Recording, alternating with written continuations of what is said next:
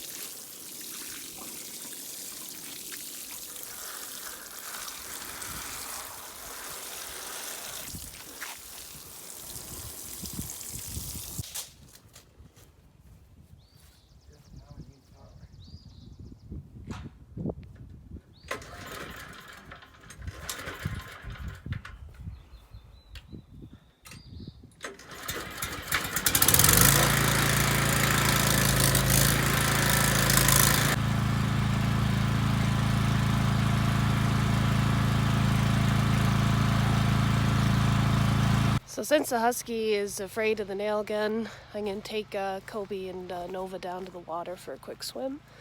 This is a nice little trail. It's actually a four-wheeler trail that the public uses, and it comes up the edge of our property. And I'll show you a bit of that.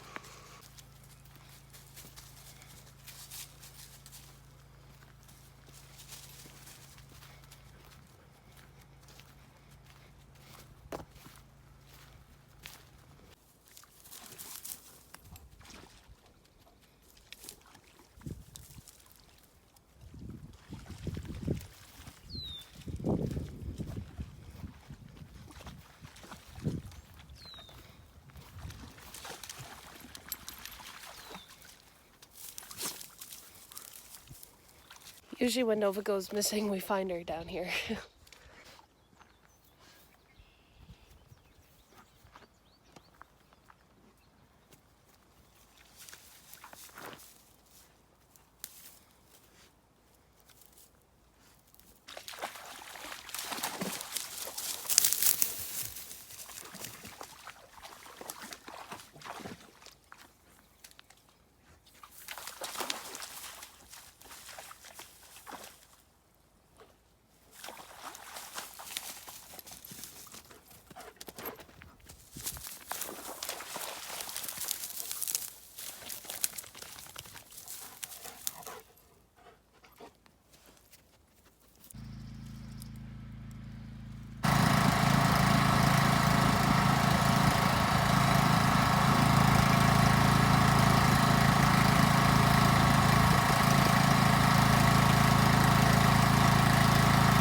So in these trays, I decided to grow flowers because with this quarantine stuff, I was afraid that I wouldn't be able to purchase flowers for planters around the house. So in these two trays, I have zinnias and marigolds, and they have perked up from yesterday, but they're still not doing that great.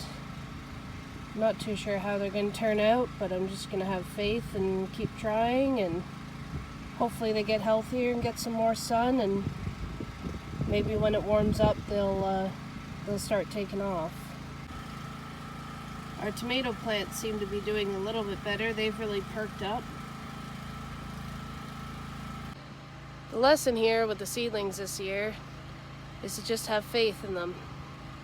Sometimes with homesteading, no matter what you do, even if you do everything right, it still fails. But you just gotta keep trying. I think my seedlings will recover, but if they don't, they don't. Next year will be a better year, but I'm still hanging on to hope that they're gonna recover and produce some beautiful flowers and veggies to put in the garden.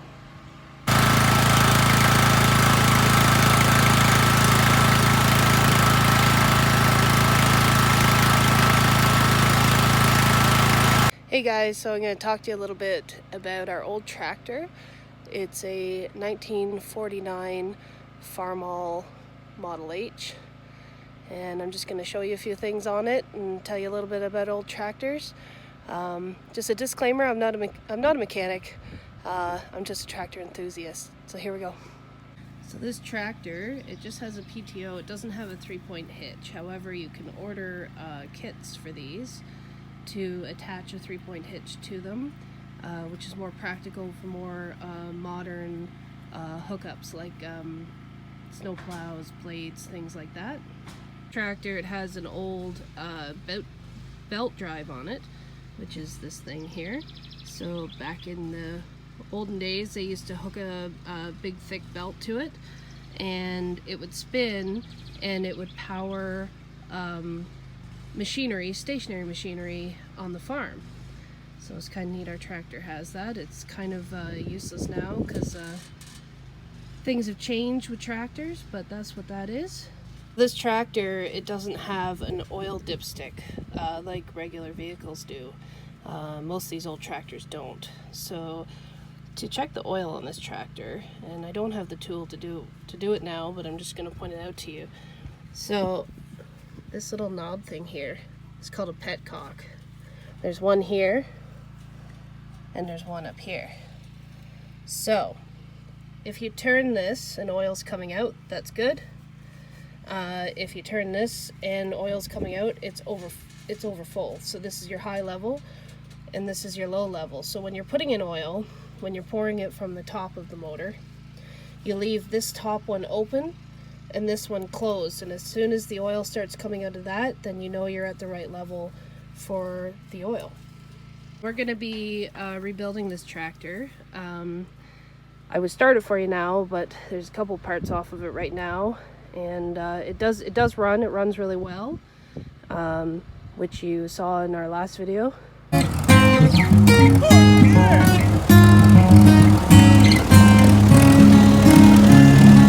So this tractor has a little bit of oil coming out of the second spark plug, which you can see in there, and that's usually an indicator that the O-rings and the gaskets are done, which for a 71-year-old tractor, that's kind of expected.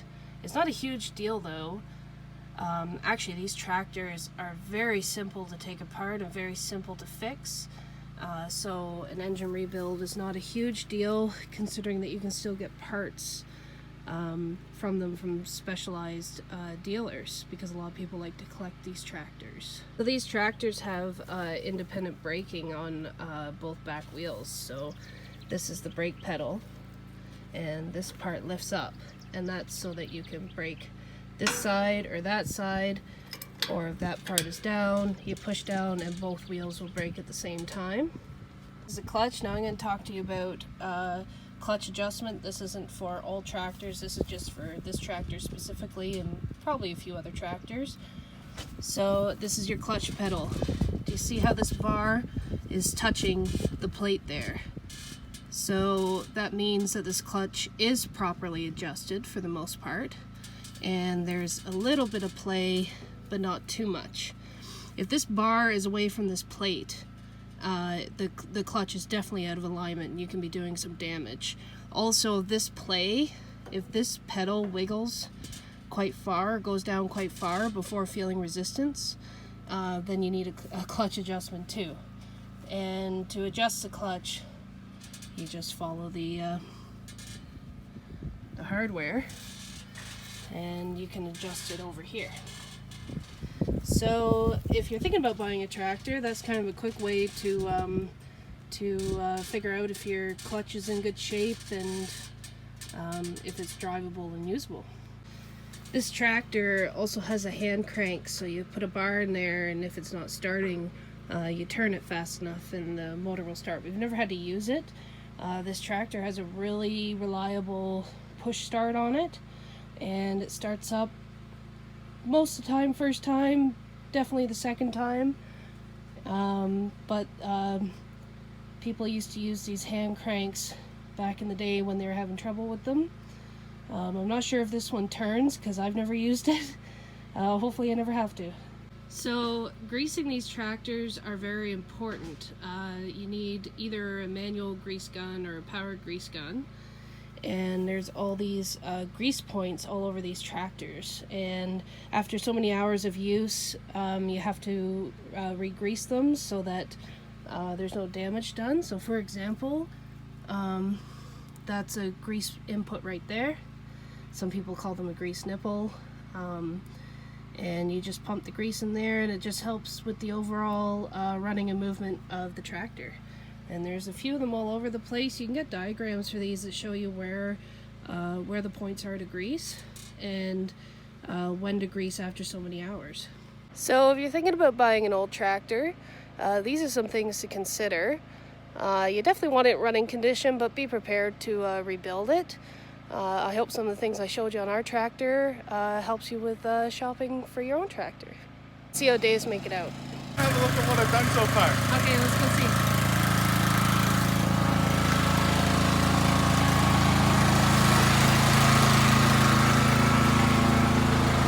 So the window opening is pretty well framed in.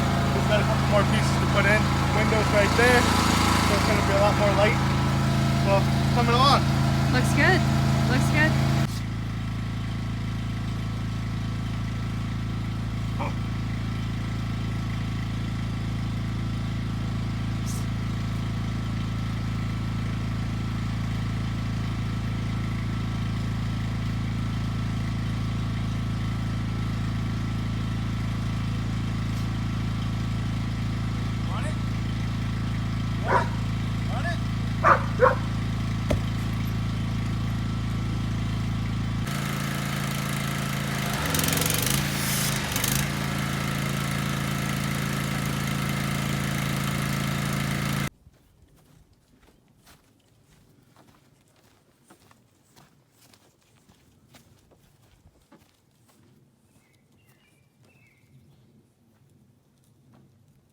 Dave's got the window in.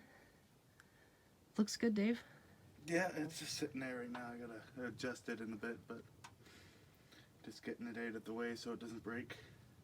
Looks good. That'll be nice. Well, it's the end of the day, and I'm gonna bring the seedlings in. Seedlings are looking a little bit better today. So the bugs are getting pretty bad again. I think we're gonna wrap this up and go in and start some dinner, and we'll finish this wall another day. Hope you guys enjoyed. Thanks for watching.